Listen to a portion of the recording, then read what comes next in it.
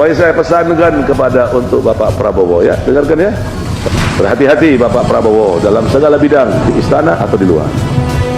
Dari segi makanan, minuman, segalanya harus Bapak Prabowo ini ada orang yang dipercaya.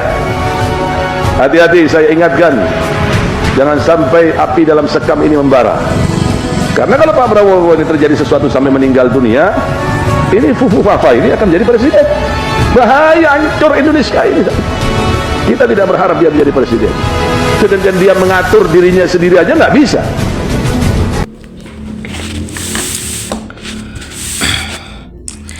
Saya bisa bikin suatu analisa begini.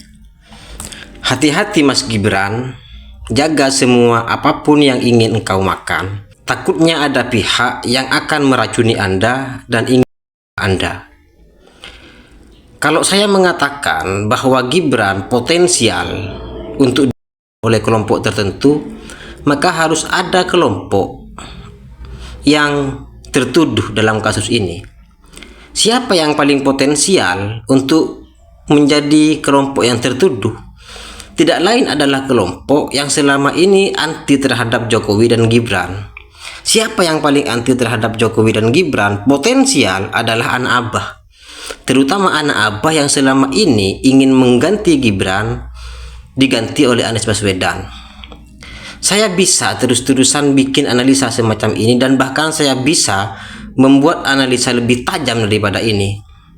Tetapi pertanyaannya, apa manfaat analisa semacam ini bagi bangsa selain hanya akan menambah kecurigaan antar anak bangsa? Saya bahkan bisa terus-terusan memproduksi analisa ini, analisa yang semacam ini, karena saya sadar bahwa sesuatu yang diulang-ulang, bahwa sesuatu yang diproduksi secara terus-menerus pada akhirnya akan dianggap sebagai sebuah kebenaran.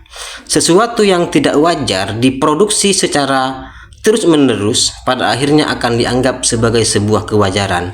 Itulah yang disebut dengan post-truth di era postmodernisme.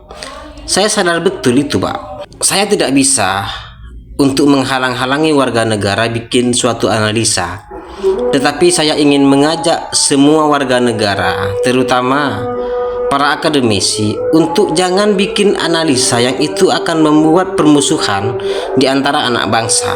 Analisa itu bukan fakta, Pak.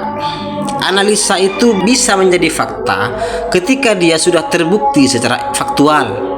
Ketika dia sudah terjadi secara faktual, baru itu fakta. Tetapi kalau cuma analisa-analisa, itu tidak ubahnya seperti khayalan. Jadi sekali lagi, saya tidak ingin ada satu analisa yang analisa itu justru semakin memunculkan permusuhan di antara anak bangsa.